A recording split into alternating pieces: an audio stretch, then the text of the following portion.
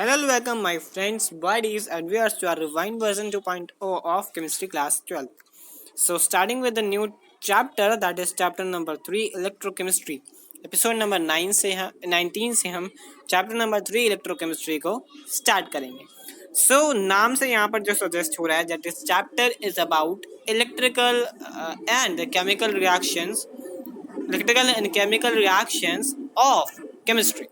सो chemistry में अगर हमारे इलेक्ट्रिकल प्रोसेसेस आते हैं तो वो इलेक्ट्रोकेमिस्ट्री की ब्रांच में आते हैं. So the branch of science is a branch of chemistry which deals with the phenomena with the production of electrical energy from energy released during spontaneous यानी कि जो instant processes होते हैं, chemical reactions होते हैं और उसमें जो यूज होता है इलेक्ट्रिकल एनर्जी का नॉन स्पॉन्टेनियस रिएक्शन ट्रांसफॉर्म करने में, उसको हम कहेंगे electrochemistry. Once again, the branch of science which deals with the production of electricity from energy released during spontaneous chemical reaction, and the use of electrical energy to bring about non-spontaneous chemical transformation is called electrochemistry. ठीक है, तो electrochemistry में number 1 topic हमारा electrochemistry. अब electrochemistry जो हमारी specifications हैं उसमें जहाँ पर हम इलेक्ट्रोलाइट का यूज़ करते हैं या जहाँ पर हमारी रिएक्शन जो होते हैं वो रिवर्सिबल रिएक्शन होते हैं, वहाँ पर इलेक्ट्रोकेमिस्ट्री का यूज़, बेसिक यूज़ वही होता है ज़्यादातर. सो रिडॉक्स रिएक्शन इस तरह का रिएक्शन होता है जहाँ पर ऑक्सीडेशन और रिडक्शन साथ में होते हैं. Reaction involve both that oxidation and reduction are called redox reaction.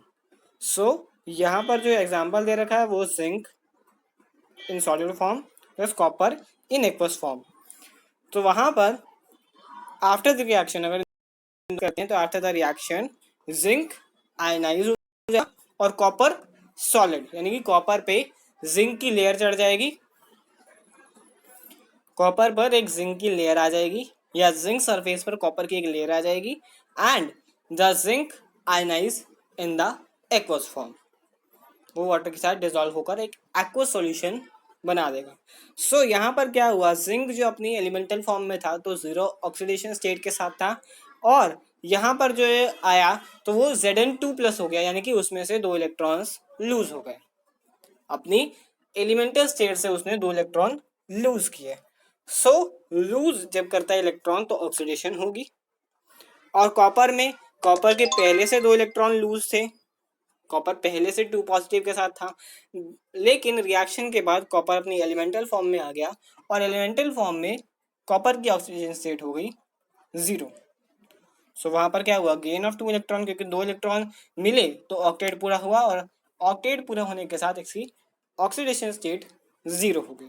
तो यहाँ पर गेन हुआ 2 इलेक्ट्रॉन का, तो gain of 2 electron is said to be reduction.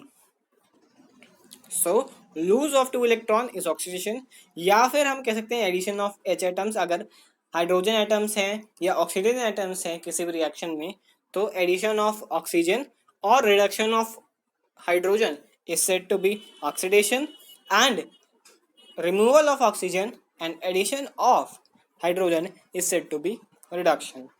यहाँ पर हाइड्रोजन और ऑक्सीजन नहीं है तो हमने इलेक्ट्रॉन से इसका कंपैरिजन करा हुआ है. नेक्स्ट हमारे पास टॉपिक आता है दैट इज कंडक्टर्स. इस टॉपिक को पढ़ने से पहले मैं कंडक्टर्स के बारे में जानकारी होनी चाहिए. मेटालिक और इलेक्ट्रोलाइटिक कंडक्टेंस क्या होगा. अब कंडक्टर क्या होता है, जो कि इलेक्ट्रो करंट को पास होने देता है अपने अंदर से. The substance that allow electric current to pass from it, that is called conductors. अब कंडक्टर्स जो कंडक्टिविटी जनरेट करते हैं उसी को हम कहते हैं कंडक्टेंस. कंडक्टिविटी कह सकते हैं, ये कंडक्टेंस दोनों भी कह सकते हैं.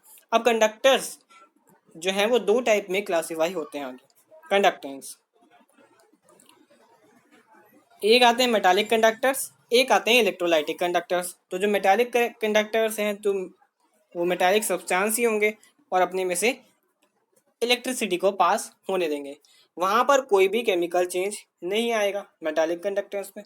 जबकि इलेक्ट्रोलाइटिक कंडक्टर्स में जो सब्सटेंस है वो इलेक्ट्रिसिटी को तो पास कर दे देते हैं, but only in the molten state या फिर किसी भी फॉर्म में वो एक्वा सॉल्यूशन में हो, पास करने देते हैं। और उसमें फर्स्ट ऑफ ऑल एक केमिकल चेंज ज़रूर आता है, केमिकल चेंज ज़रूर आता है, केमिकल डिकम्पोजिशन होती है उसमें, तो केमिकल चेंज तो आ गया वहाँ पर। मेटालिक में दूसरी कैरेक्टरिस्टिक्स होती है कि यहाँ पर कोई भी केमिकल प्रॉपर्टीज जो कंडक्टर की वो चेंज नहीं होती है। जबकि इलेक्ट्रोलाइटिक कंडक्टर में, इलेक्ट्रोलाइटिक कंडक्टेंस में डिकम्पोजिशन होती है इलेक्ट्रोलाइट की, उसकी वजह से एक केमिकल रिएक्शन हो जाता है। अब आगे आती है क्लासिफिकेशन ऑफ इलेक्ट्रोलाइटिक कंडक्टेंस। ये इलेक्ट्रोलाइट, क्योंकि इलेक्ट्रोलाइटिक कंडक्टेंस से, कंडक्टर से ही तो इलेक्ट्रोलाइट्स बनते हैं। Electrolytes a combination of a cathode and anode dipped in aqua solution of a substance, क्योंकि एक एनोड होगा एक कैथोड होगा और वो एक एक्वा सॉल्यूशन में डिप कर रखे होंगे, जिसकी वजह से इलेक्ट्रिसिटी कंडक्ट करेंगे। सो क्लासिफिकेशन ऑफ इलेक्ट्रोलाइट, इलेक्ट्रोलाइट कितने तरीके के होते हैं? 3 तरीके के होते हैं। यहाँ पर जनरली हमें 2 तरीके दिए हुए हैं, that strong, weak and salt electrolyte, जो एसिड और बेस के कॉम्बिनेशन से बनते हैं। तो यहाँ पर स्ट्रॉन्ग इलेक्ट्रोलाइट जो कि कम्प्लीटली आयनाइज हो जाते हैं, कि अगर NaCl है तो अगर हम उसको आयनाइज करते हैं तो वो Na पॉजिटिव और Cl नेगेटिव में आयनाइज हो जाएगा। KCl है, K plus Cl minus HCl है, H plus Cl minus NaOH है, Na plus OH minus ion में ये कंप्लीटली आयनाइज हो जाएगा। जबकि वीक इलेक्ट्रोलाइट पूरी तरह आयनाइज नहीं होते हैं, वो एक इक्विलिब्रियम सेट करते हैं कि आयनाइजेशन भी होगी और फिर से वो डिकम्पोज होकर दोबारा भी रीजनरेट हो जाएंगे। जैसे कि H3BO3 है, HCN है, HgCl2 है, जिंक क्लोराइड है, अमोनियम हाइड्रोक्साइड है। तो ये वीक इलेक्ट्रोलाइट है, यानी कि ये पानी में डिजॉल्व होंगे, इलेक्ट्रिसिटी तो कंडक्ट करेंगे, बट जो ये आयनाइजेशन का प्रोसेस है ये कंप्लीट नहीं करेंगे, आयनाइजेशन का प्रोसेस ही कंप्लीट नहीं करेंगे, यानी कि पूरी तरह से आयनाइज नहीं होंगे। अब डिग्री कैसे निकालते हैं आयनाइजेशन की? आयनाइजेशन की डिग्री यानी कि अब स्ट्रॉन्ग इलेक्ट्रोलाइट है वो तो पूरा आयनाइज हो गया, तो उसकी डिग्री निकालने की हमें ज़रूरत नहीं है। बारी आती है जब वीक इलेक्ट्रोलाइट की, तो उसमें हमें डिग्री निकालने की ज़रूरत है। और डिग्री किस लिए? कि कितना परसेंट या कितना पार्ट उसका आयनाइज हुआ है और कितना पार्ट अनआयनाइज रह गया। सो ये एक फ्रैक्शन होता है total number of molecules electrolyte में कितने हैं जो कि आयनाइज हुए, मतलब आयनाइज कितने हुए हैं और टोटल कितने थे, उसका फ्रैक्शन है, that is denoted by alpha. Alpha strong electrolyte के लिए ऑलवेज 1 होगा क्योंकि वो कंप्लीटली आयनाइज हो जाएंगे, और वीक इलेक्ट्रोलाइट के लिए 1 से कम होगा, less than 1। So next topic is factor affecting electrical conductivity of electrical solution. Electrical conductivity यानी कि जो इलेक्ट्रिकल हमारे मटेरियल जो दिए हुए हैं, जो एक्वा सॉल्यूशन है, वो किस तरीके से इलेक्ट्रिसिटी को कंडक्ट करेंगे और किस फैक्टर पे वो डिपेंड करेंगे। कौन से फैक्टर हैं जिस पर इलेक्ट्रिकल कंडक्टिविटी यानी कि जो जितने ईज के साथ वो इलेक्ट्रिक करंट पास कर सकते हैं, दैट इज इलेक्ट्रिकल कंडक्टिविटी। अब जो फैक्टर फर्स्ट है that is nature. Nature conductance जो इलेक्ट्रोलाइट की है वो नंबर ऑफ आयंस कितने प्रेजेंट है सॉल्यूशन में उस पर डिपेंड करेगी। जितने नंबर ऑफ आयंस है उतनी अच्छी कंडक्टेंस होगी, यानी कि उतनी अच्छी तरीके से इलेक्ट्रिक करंट पास हो पाएगा। नेचर ऑफ सॉल्वेंट, सॉल्वेंट के नेचर पर डिपेंड करेगा। इलेक्ट्रोलाइट उसी सब्सटेंस में या उसी सॉल्वेंट पे आयनाइज होगा जिसमें ज़्यादा पोलर सॉल्वेंट होगा, यानी कि जो पोलैरिटी है वो डायरेक्टली प्रोपोर्शनल है आयनाइजेशन से, और वो भी डायरेक्टली प्रोपोर्शनल है कंडक्टेंस से। मतलब आयनाइजेशन जितनी अच्छी होगी, जितने ज़्यादा आयनाइज होंगे आयन, उतनी ज़्यादा कंडक्टिविटी होगी। जबकि विस्कोसिटी यानी कि जो हमारा मटेरियल थोड़ा सा विस्कस होता है, यानी कि उसकी डेंसिटी ज़्यादा होती है, डेंसिटी ज़्यादा होती है। जैसे कि मरकरी एक विस्कस सॉल्यूशन है तो उसकी कंडक्टेंस नहीं होगी, क्योंकि इलेक्ट्रिक करंट वहां पर अच्छे तरीके से पास नहीं हो पाएगा। जबकि उसके रेजिस्टेंस यानी कि जो इलेक्ट्रिक करंट को रोकने की पावर है वो उसमें ज्यादा होगी, क्योंकि डेंसिटी बढ़ जाती है, इलेक्ट्रॉन को जाने का रास्ता नहीं मिलने वाला। साइज ऑफ आयन पर भी कंडक्टेंस डिपेंड करेगी। अगर आयंस का साइज या आयंस स्ट्रांगली सॉल्युबल है तो इफेक्टिव साइज जो इलेक्ट्रॉन्स या जो आयंस है वो कंप्लीट होने के लिए एक दूसरे के साथ कोएगुलेट कर जाएंगे, यानी कि एक दूसरे के पास पास आ जाएंगे, जिसकी वजह से बड़ा आयन बनाएंगे, साइज में इंक्रीज होगा, इफेक्टिव साइज में इंक्रीज होगा, और उसकी वजह से कंडक्टेंस डिक्रीज होगी, यानी कि इलेक्ट्रॉन को जाने का रास्ता यहाँ पर भी नहीं मिलने वाला। टेम्परेचर टेम्परेचर फेवरेबल कंडीशन है कंडक्टिविटी के लिए। अगर हम टेम्परेचर इंक्रीज करते हैं तो जो हमारे पास जो रेजिस्टेंस पड़ी हुई है, रेजिस्टेंस जो रेजिस्ट करेगी चीज, वो जो आयंस हैं वो दूर दूर जाने शुरू हो जाएंगे due to increase in temperature. दूर दूर अगर जाएंगे तो वहां पर कंडक्टिविटी यानी कि इलेक्ट्रॉन का मूव करना आसान हो जाएगा। कंसंट्रेशन, अब कंसंट्रेशन पर भी कंडक्टिविटी डिपेंड करेगी। जितनी ज़्यादा कंसंट्रेशन में अब अगर हम लेते हैं तो वो इन्वर्स में अफेक्ट करेगी, यानी कि जितनी ज़्यादा कंसंट्रेशन उतना ही कम कंडक्टेंस, कंडक्टिविटी उतनी ही कम होती जाएगी। Next topic is electrolytic conduction. अब इलेक्ट्रोलाइटिक कंडक्शन पर हम आ चुके हैं। अब जो इलेक्ट्रोलाइटिक कंडक्शन है यानी कि जो कंडक्टिविटी हो रही है by the electrolyte, the power of electrolyte to conduct electricity, जो कंडक्शन हो रही है इलेक्ट्रिसिटी का कंडक्शन हो रहा है, इलेक्ट्रिसिटी का कंडक्शन ही हो सकता है, इलेक्ट्रिसिटी कंडक्ट हो रही है with the help of electrolyte, that is called electrolytic conduction. The power of electrolyte to conduct electric current is called conductance और conductivity. इसके तीन नाम है, इलेक्ट्रोलाइटिक कंडक्शन, कंडक्टेंस और वी कैन से कंडक्टिविटी। अब यहाँ पर इलेक्ट्रोलाइटिक कंडक्शन में कुछ लॉज आते हैं जो कि फिजिक्स से जरा बहुत रिलेटेड है। तो number 1 is Ohm's law. Ohm's law क्या कहता है कि अगर फिजिकल कंडीशन अनचेंज रहे, देखिए temperature, pressure, then the voltage is directly proportional to current.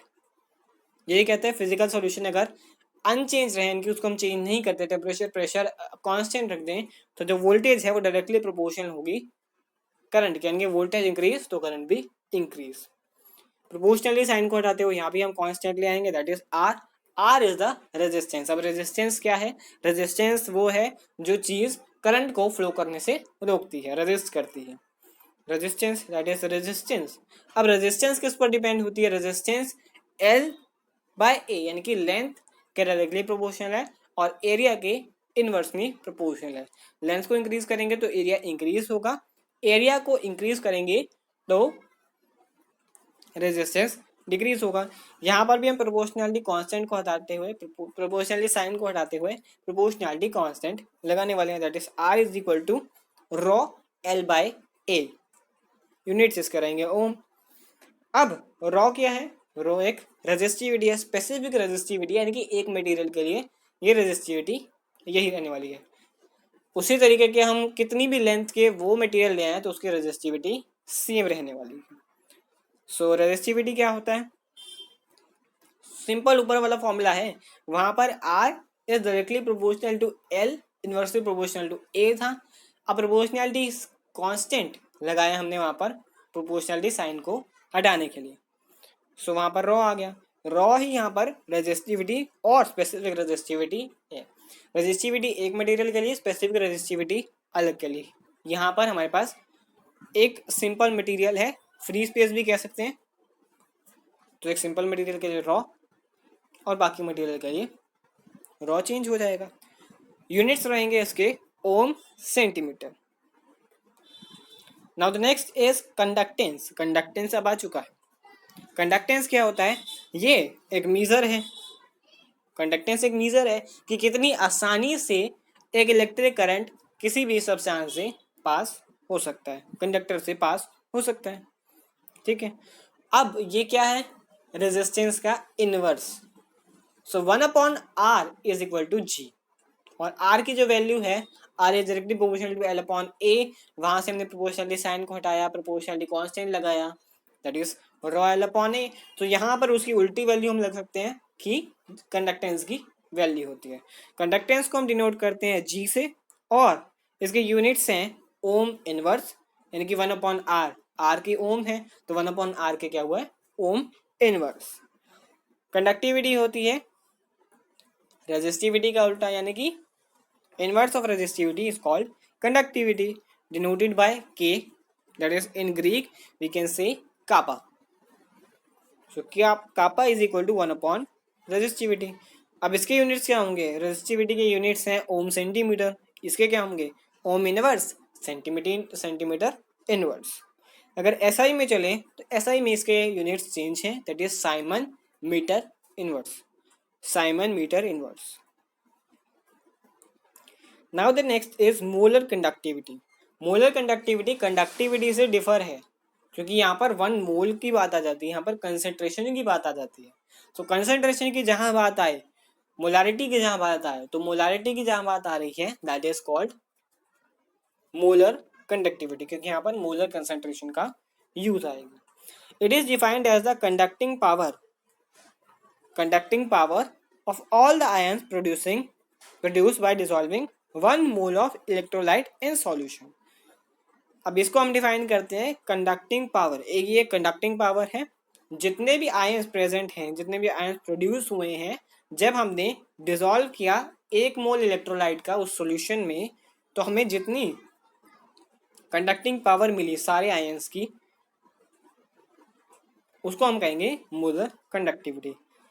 Denote करते हैं हम इसको डेल्टा एम से, और डेल्टा एम का फॉर्मूला है that is delta M is equal to kappa into में 1000, क्योंकि मोलारिटी नीचे है, अपॉन में सी क्या है, मोलर कंसंट्रेशन, और वी कैन डायरेक्टली से दैट इज मोलारिटी।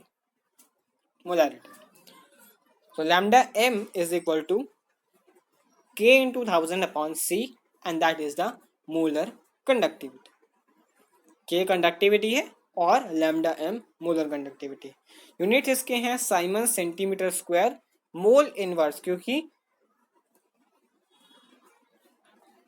अगर हम कंसंट्रेशन की बात करें, मोलारिटी की बात करें, तो उसके मोल इनवर्स होते हैं, ग्राम पर मोल होते हैं, ग्राम पर मोल होते हैं। ग्राम पर मोल को हमने ग्राम पर मोल को सेंटीमीटर में चेंज किया है, तो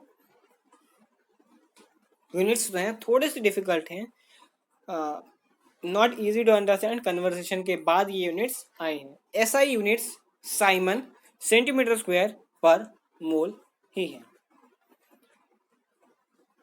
अब आती है equivalent conductivity. Equivalent, so lambda E से इसको डिनोट करते हैं। फॉर्मूला फिर से सेम है, के इंटू 1000 अपॉन में सी इक्विवेलेंट। अब ये क्या है, ये फिर से कंडक्टिंग पावर है। सारे आयंस के जब प्रोड्यूस हुए हैं बाय डिसॉल्विंग, यहाँ चेंज है, अगर हम डिसॉल्व करते हैं gram equivalent of an electrolyte, gram equivalent लेंगे इलेक्ट्रोलाइट का और उसको सॉल्यूशन में डिसॉल्व करेंगे, उससे जितने आयंस प्रोड्यूस हुए, आयंस की कंडक्टिंग पावर निकल गई, एंड दैट्स इट। अब आते हैं कैलकुलेशन, कंडक्टिविटी की कैलकुलेशन कैसे होगी। कंडक्टिविटी की कापा की कैलकुलेशन कैसे होगी।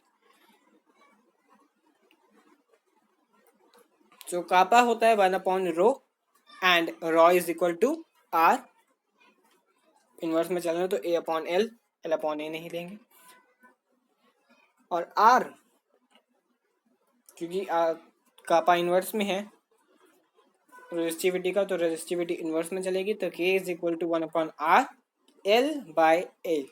और सिंपली जो 1/r है उसको हम फिर से चेंज कर सकते हैं, दैट इज कंडक्टिविटी से, कंडक्टेंस से, नॉट कंडक्टिविटी, कंडक्टेंस से इसको डिनोट कर सकते हैं, क्योंकि 1/r is equal to g, that is conductance, resistance का उल्टा कंडक्टेंस। तो कापा की वैल्यू बनती है k is equal to 1/r into L/A, और सिंपली 1/r को हम चेंज कर सकते हैं कंडक्टिविटी में, कंडक्टेंस में, नॉट कंडक्टिविटी में। के कापा जो है कंडक्टिविटी है, जी हमारा कंडक्टेंस है जो कि रेजिस्टेंस का उल्टा है, इनटू में L/A, और L/A दोनों वैल्यूज कांस्टेंट होने की वजह से ये एक सेल का कांस्टेंट बन जाती है। जो सेल की जो वैल्यू है उसका एरिया और लेंथ जो कांस्टेंट होने वाले दोनों वैल्यूज कांस्टेंट है, लेंथ और एरिया, उसकी वजह से ये सेल का कांस्टेंट यानी कि जी स्टार एक नई वैल्यू बन जाती है। So K is equal to G into G star. K is equal to conductivity, G is equal to conductance and G star is equal to cell constant. अब K generally हम 1/ρ लिख सकते हैं, G जो है 1/r लिख सकते हैं और सेल कांस्टेंट L/A लिख सकते हैं। सो 1/ρ इज इक्वल टू 1 सिंपली अगर हम लिखना चाहें तो 1/ρ लिख सकते हैं इसको, 1/ρ और यहाँ पर 1/r इंटू L/A। सिंपली जो ये हमारी वैल्यू है ये नई वैल्यू जनरेट हो सकती है। अगर हमारे पास क्वेश्चन में लिखा है रॉ दे रखा है, रेजिस्टिविटी दे रखी है, रेजिस्टेंस दे रखा है, एज वेल एज लेंथ और एरिया भी दे रखा है, और तब हमें कहा है कि रेजिस्टिविटी 1/रेजिस्टिविटी कंडक्टिविटी निकालो, सो कंडक्टिविटी ये फॉर्मूला यूज करते हुए हम निकाल सकते हैं 1/ρ is equal to 1/r into L/A। Next is variation of conductivity and molar conductance with concentration. Concentration का मोलर कंडक्टिविटी और कंडक्टेंस से क्या रिलेशन है कंसंट्रेशन का, यानी कि जो कंसंट्रेशन हमारी अपॉन में C है। अब कंसंट्रेशन क्या होती है, कंसंट्रेटेड सॉल्यूशन अगर हम ले लें तो उसमें क्या होता है, मतलब जो एसिड की अमाउंट होती है वो मैक्सिमम होती है और जो वाटर की अमाउंट होती है वो कम होती है। As well as diluted solution में हमारे पास वाटर की अमाउंट एसिड से ज़्यादा हायर होती है, तभी हम उसको कहते हैं डिल्यूटेड, यानी कि उसमें वाटर की अमाउंट ज़्यादा है, डिल्यूटेड सोल्यूशन। सो कंसंट्रेशन इनवर्स है डिल्यूशन का, यानी कि कंसंट्रेशन अगर हायर होगी तो डिल्यूशन कम होगी, डिल्यूशन ज़्यादा होगी तो कंसंट्रेशन कम होगी। अब डिल्यूशन अगर हम करते हैं देन वॉल्यूम इंक्रीज होगा, तो डिल्यूशन बढ़ाते हैं तो वॉल्यूम साथ इंक्रीज होता है, डिल्यूशन का रिलेशन हो गया वॉल्यूम के साथ, यानी कि वॉल्यूम भी इनवर्सली प्रोपोर्शनल है कंसंट्रेशन के।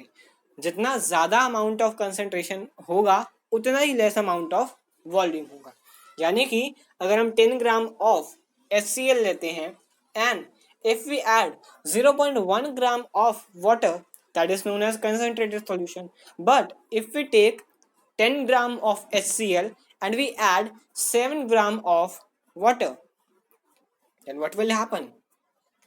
रहेगा वो concentrated he, but not as much as हाँ अगर हम लेते हैं 12 gram of water and 10 gram of HCl, so वो हो गया एक diluted solution. So relation dilution का वॉल्यूम से भी है, वॉल्यूम भी इंक्रीज होगा, वॉल्यूम इंक्रीज होगा तो हमने चेंज कर दिया उसको 1/C है तो वो V के इक्वल होगा, 1/C is equal to V। So lambda m is equal to K into V, that is volume. K को अगर हम कांस्टेंट मानते हैं, कंडक्टेंस को अगर हम कांस्टेंट मानते हैं, सो कंडक्टेंस यहाँ पर कंडक्टेंस ही है हमारी, not conductance, that is conductivity. Relation याद रख सकते हैं इसको हम, 1/रेजिस्टिविटी है तो ये कंडक्टिविटी होगी। कंडक्टिविटी है हमारे पास तो कंडक्टिविटी एक कांस्टेंट हो सकती है, किसी फॉर्मूले के लिए कांस्टेंट है, कांस्टेंट अगर वो है तो लैम्डा m क्या हुआ, डायरेक्टली प्रोपोर्शनल हुआ वॉल्यूम के। सो अगर वॉल्यूम को अगर हम इंक्रीज करते हैं तो उसकी मोलर कंडक्टिविटी भी साथ में इंक्रीज होगी on increase of dilution, not volume. Volume तो तभी इंक्रीज होगा जब हम डिल्यूशन करेंगे, डिल्यूशन करेंगे तो वॉल्यूम इंक्रीज, उसके साथ मोलर कंडक्टिविटी भी इंक्रीज। अब कापा को हम मान लेते हैं लैम्डा m अपॉन v, फॉर्मूले को वहीं से एडजस्ट किया है हमने। फॉर्मूले को एडजस्ट करने के साथ हमें क्या मिला, दैट वॉल्यूम का इनवर्स रिलेशन है कंडक्टिविटी से, कंडक्टिविटी का इनवर्स रिलेशन है डिल्यूशन से, वॉल्यूम या डिल्यूशन वट एवर वी से। सो यहाँ पर इनवर्स रिलेशन है इनवर्स रिलेशन में अगर हम वॉल्यूम को इंक्रीज करते हैं तो कंडक्टिविटी डिक्रीज होगी, अगर कंडक्टिविटी को बढ़ाते हैं तो वॉल्यूम कम हो जाएगा। तो यहाँ पर इनवर्स में इन दोनों का रिलेशन चल रहा है। अब हमारा आता है main topic, that is Kohlrausch law. Kohlrausch law, so ये लॉ कहता है कि जो मोलर कंडक्टिविटी है इनफाइनाइट डिल्यूशन पे, यानी कि अब कंसंट्रेशन तो बिल्कुल जीरो हो मान सकते हैं, वहां पर कंसंट्रेशन बिल्कुल जीरो है, यानी कि वो बिल्कुल 0% कंसंट्रेटेड सॉल्यूशन है। इनफाइनाइट डिल्यूशन कर दी तो उसको हम कहेंगे delta M, delta M naught, delta M naught for a salt, for a salt कह सकते हैं, फॉर अ गिवन सॉल्यूशन, क्योंकि सॉल्ट सॉल्यूशन भी हो सकता है या सिंपल सॉल्यूशन भी हो सकता है। एक सॉल्यूशन के लिए उसको हम ऐसे एक्सप्रेस कर सकते हैं कि जितने नंबर ऑफ आयंस हैं वहां पर वो सारे के सारे पार्टिसिपेट करेंगे, अलग अलग इंडिविजुअल पार्टिसिपेट करेंगे, इंडिविजुअल कंट्रीब्यूट करेंगे मोलर कंडक्टिविटी में, जो आयंस हैं इलेक्ट्रोलाइट के। जैसे कि यहाँ पर delta M naught, delta M not NaCl का है, तो वहां पर delta M not Na plus ion का, साथ में delta M not Cl minus ion का कॉन्ट्रीब्यूशन हो रहा है। अब हमें क्वेश्चन में वैल्यूज ऐसे दी हो सकती हैं, कोई भी वैल्यूज दी हो सकती है, उसको हमने टोटल मोलर कंडक्टिविटी निकालनी है, या फिर दो सॉल्यूशन दिए होंगे उसमें से तीसरे को माइनस करके हमें मोलर कंडक्टिविटी निकालनी होगी। So not as much as difficult question from this Kohlrausch law. जैसे कि यहाँ पर डेल्टा नॉट MgSO4 है, so delta naught of Mg2 plus ion and plus delta M naught of SO4 2 negative ion. तो यहाँ पर कॉलराउच लॉ यही कहता है कि यहाँ पर individually molar conductivity add up होगी and then it will form the resultant molar conductivity. So that's all for today. I hope you all will understand the topics covered in this video, as well as this is an important chapter और ये marks इस chapter से ज़्यादा marks से question आने की chances रहते हैं। सो be prepared for that, be prepared for that and have a good day. Thank you so much.